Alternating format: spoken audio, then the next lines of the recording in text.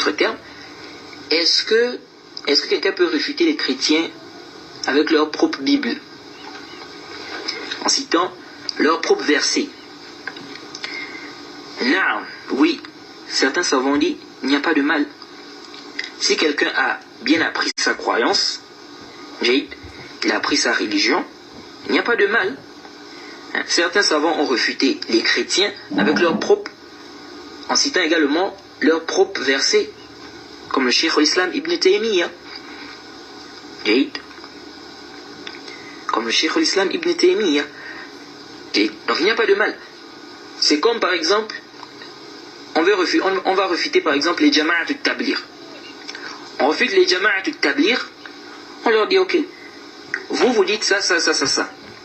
La preuve, c'est que le fondateur de votre secte, dans le livre qu'il a écrit, il dit ceci à telle page, il dit ceci à telle page, il dit ceci à telle page.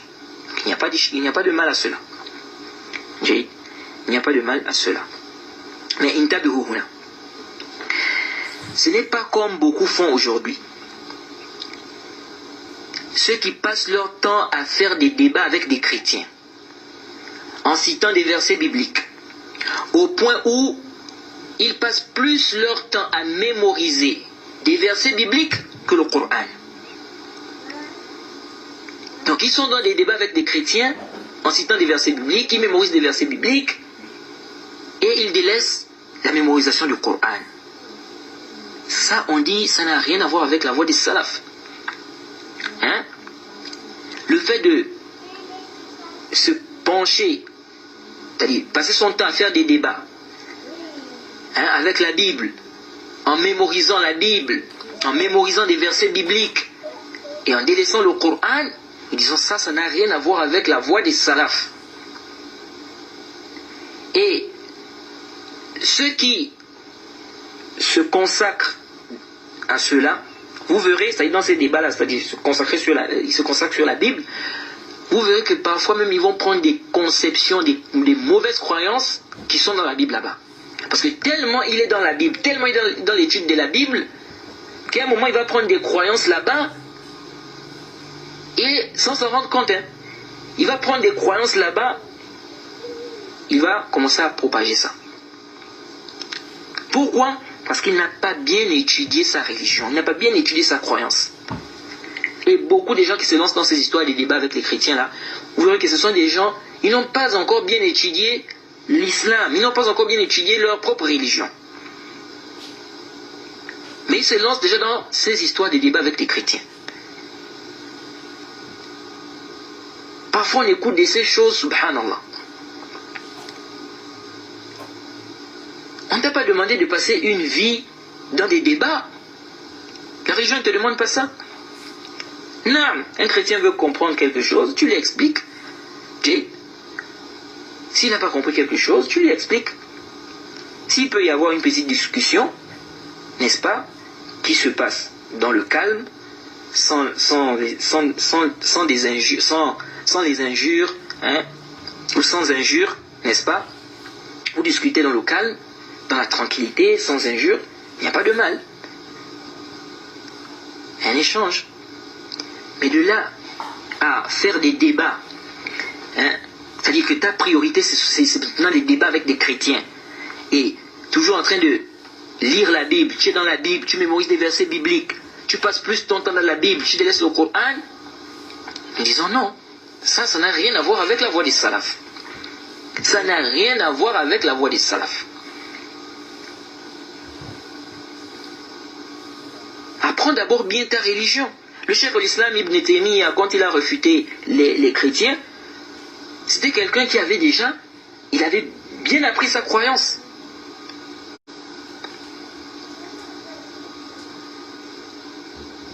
Quelqu'un n'a pas encore bien étudié, il se lance dans des débats avec des chrétiens. Et après, il égare des musulmans parce qu'il vient avec des conceptions qu'il puise dans la Bible. Ou des conceptions qu'ils vont apporter parce qu'ils veulent refuter les chrétiens. Et puis les débats, il faut faire attention. Il faut faire attention. quand quelqu'un est trop dans des débats, ça peut te pousser à mentir. Parce que tu veux convaincre ton adversaire. Tu veux montrer que tu as raison.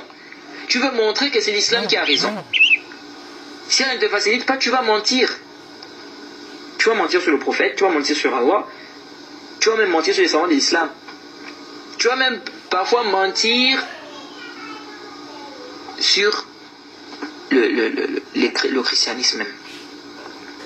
Vous voyez. Donc il faut faire très attention.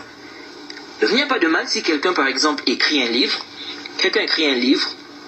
où il refute les chrétiens, et là-dedans, il cite certains versets bibliques, en disant que vous dites ça, mais regardez ce que votre propre Bible dit, vous ne respectez pas ce que votre propre Bible dit, ou bien regardez votre propre Bible, n'est-ce pas, contredit ce que vous faites, etc. Ou bien plutôt, vous contredisez ce que votre propre Bible dit. Jade.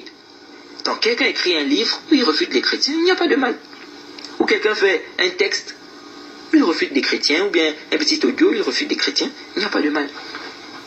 Mais de là à faire de ça, c'est-à-dire que ça devient une vie, c'est-à-dire que tu te consacres dans les débats avec les chrétiens, débats télévisés, débats à la radio, débats télévisés, débats à la radio, tu cites des versets bibliques, tu es dans les versets bibliques, tu as mémorisé plein de versets bibliques, le Coran, tu n'as pas mémorisé. Ça, ce n'est pas la voie des salafs. Est-ce que c'est ce que le prophète Mohammed sallallahu alayhi wa sallam nous enseignait?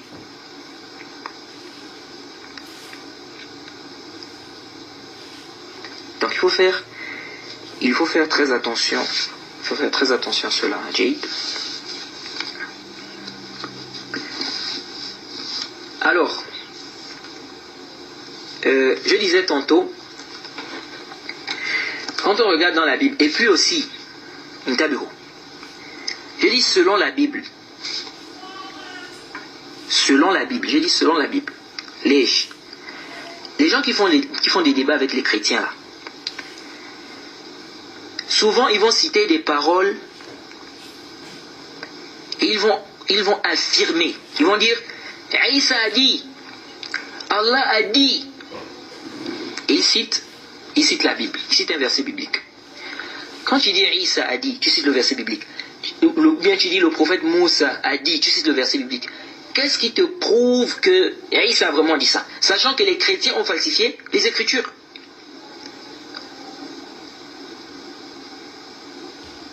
Donc, comment tu vas affirmer? Tu dis Isa a dit,